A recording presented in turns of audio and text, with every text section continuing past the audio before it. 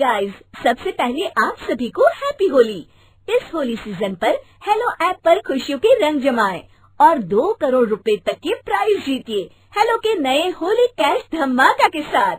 Hello app लाया है Holi cash धमाका, जिस पे आपको कुछ नहीं करना, बस एक गेम खेलना है और उसके जरिए आप मजेदार कैश प्राइजेस भी जीत सकते हैं। तो जल्दी से डाउनलोड करो हेलो ऐप और इस कॉन्टेस्ट के मैक्सिमम बेनिफिट्स लो 3 से 9 मार्च के बीच।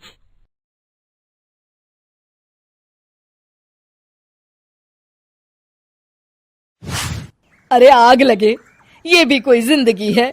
सुबह से चिल्लम चिल्ली पुकार सुन के मैं तो तंग आ गई हूँ। अरे वो भी क्या दिन थे जब मैं गांव में रहा करती थी। पहले बड़ी सुखी थी मैं।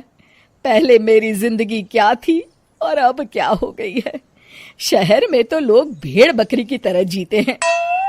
जीने का असली मजा तो गांव में है। क्यों, क्या हुआ माँ जी? आज गांव की बहुत याद आ रही है आपको? अरे हाँ बहू, शहर का जीना भी कोई जीना है। लोगों की आधी जिंदगी तो सड़कों के ट्रैफिक में निकल जाती है और यहाँ रखा ही क्या है। एक बात कहूँ, दिल्ली शहर अब पहले जैसा नहीं रहा। क्या माँ, जब देखो गांव के गुणगान गाती रहती हो। ठीक है, इस बार ना बच्चों के कॉलेज की छुट्टियों में हम सब गांव चलेंगे, ठीक है? हाँ, ये ठीक है।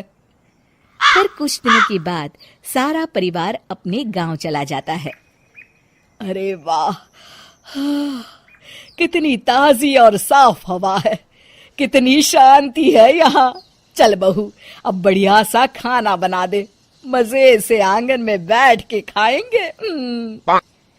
सुशीला गांव का माहौल देख बड़ी खुश होती है।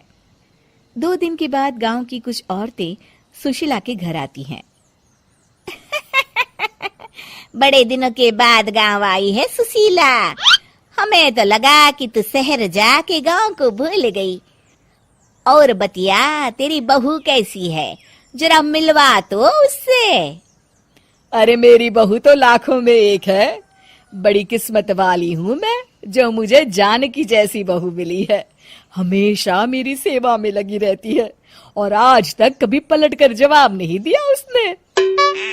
सुशीला की बातें सुनकर सभी औरतें हंसने लगती है।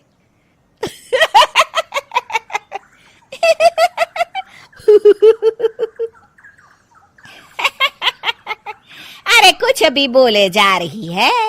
तबीयत तो ठीक है? तेरी बहू चांद से आई है क्या? क्यों बहनों, दुनिया की कोई भी बहू अच्छी होती है क्या? सब औरतें ममता की हाँ में हाँ मिलाती हैं।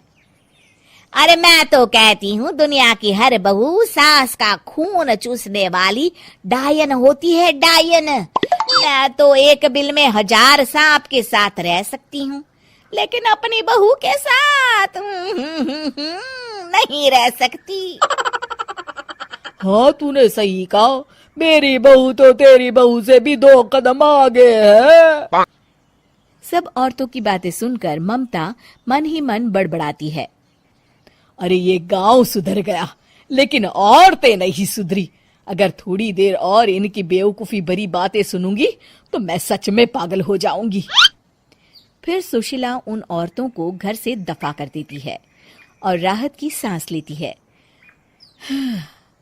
अरे बहू, जरा बाम लाके मेरे सर पर तो लगा दे। उन औरतों की फालतू बातें सुनकर मेरा सर चकरा गया है। इस गांव की औरतों का तो भगवान ही मालिक है। फिर अगले दिन सुशीला की सास उससे कहती है, अरे बहू, तू यहाँ क्या आराम फरमाने आई है? आखिर ये तेरा ससुराल है। चल चल, घर के कामों में हाथ बटा। शहर में कुछ काम धाम तो करती नहीं है। जरा अपने आप को तो देख, कितनी मोटी हो गई है। सारा दिन घर का काम करने के बाद शाम को सुशीला, हाय मेरी कमर, हाय मेरे पैरों ने तो जवाब दे दिया। आज तो मुझसे मक्खी भी न मारी जाएगी। अरे बहू, जरा आकर मेरे हाथ पैर तो दबा दे। जी माँ जी, अभी आती हूँ।